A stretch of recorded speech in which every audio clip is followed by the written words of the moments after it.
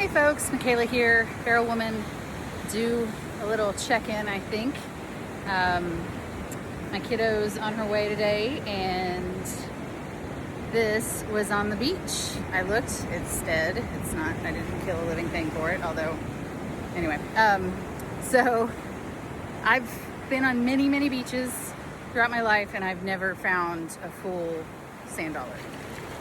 When I was younger, I did some diving where I found some things, but not anything like this. Skin diving, by the way, it wasn't scuba, although I did that once, but I got really sick. I got the bends. Anyway, this sand dollar is my daughter's father passed away a few years ago, and this is the symbol.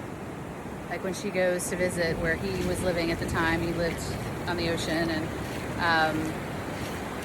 every time she goes back, she finds sand dollars, fragments of sand dollars usually. Of course, it's hard to find a full one, and as you can see, there's not much shell-wise on this beach. There's every now and then these little purple, pretty, little shells, but this is impressive, I think. And I tend to follow signs and pay attention to things like this. So I've, been in limbo about what I'm going to do and this, that, and the other. But we got the good news of her coming in, and this I did. The reason this is also hitting hard today is because I woke up and there's power lines over my driveway, and there's a possum hanging, and it's not hanging by its tail, it's hanging by its teeth. And I read about this. Apparently that's a thing that happens. Like the electrocution caused him to bite, and now it's rigor mortis. Anyways, so we got to get the power company to come remove that. So everything going on, I'm like, I'm trying not to take that personally. But I'm also thinking it's about time to go. So we're going to have a good time with my daughter here, and then probably move on. So anyway, Mercury is retrograding really hard, really crunchy for me personally, and I have no clear answers. Well, I got some clarity this morning, about what I could do next, but it's a hinky time to try to make any plans. But yeah, so I did start making a few connections here, which has been nice. But then the landlord again, he was supposed to come finish up all these things before my daughter got here. I've been in this place for 3 weeks now. This shit's still not done. And yesterday was supposed to be the last day of it. I planned my weekend around it. So instead of going to the beach on yesterday, Monday, I went on Sunday, which it's busier. It was the first sunny day in a long time. It's been raining a lot here. So planned my weekend around it. And then of course, hey, can we come tomorrow? No, I'm in session all day, and my daughter's coming.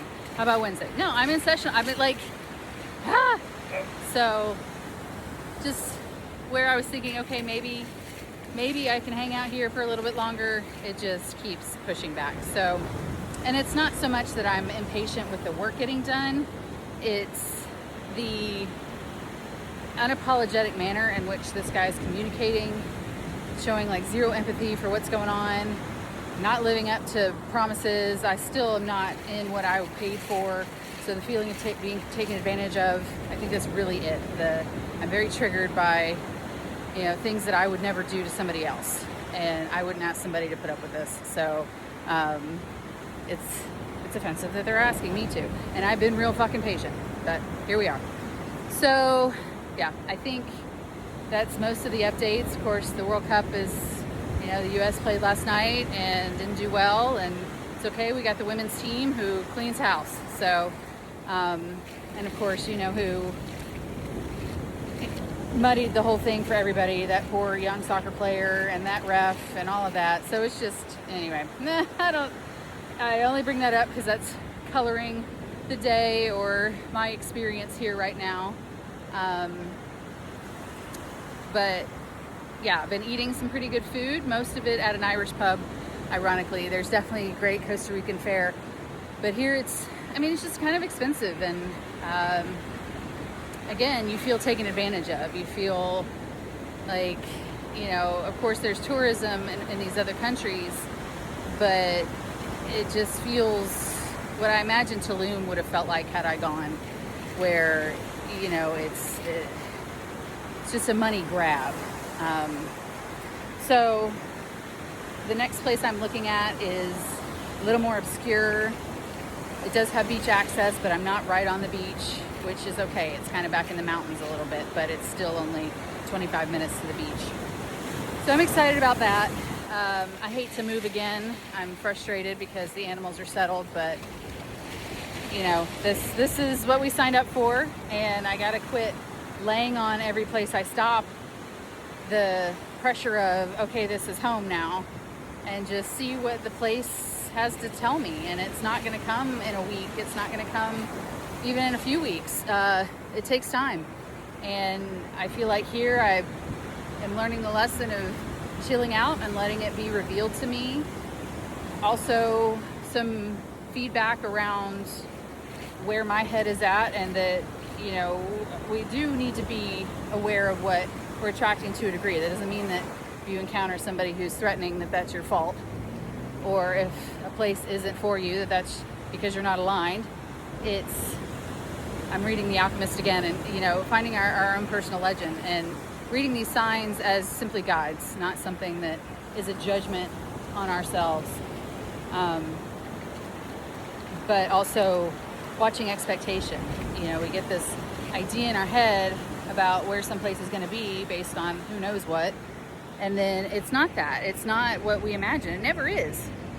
So we have to let it be what it actually is, not falling for potential, right? Which I'm sure plenty of us know about being in romantic relationships, that we have a tendency to do that. I think we have a tendency to do that with everything. And we always want to watch our expectations, but some of these expectations are really sneaky. We don't know that they're there until they get disappointed. So, all part of the curriculum. It's all fine.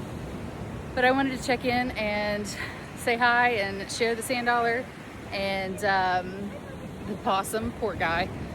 But otherwise, proof of life. And I will talk to y'all again soon.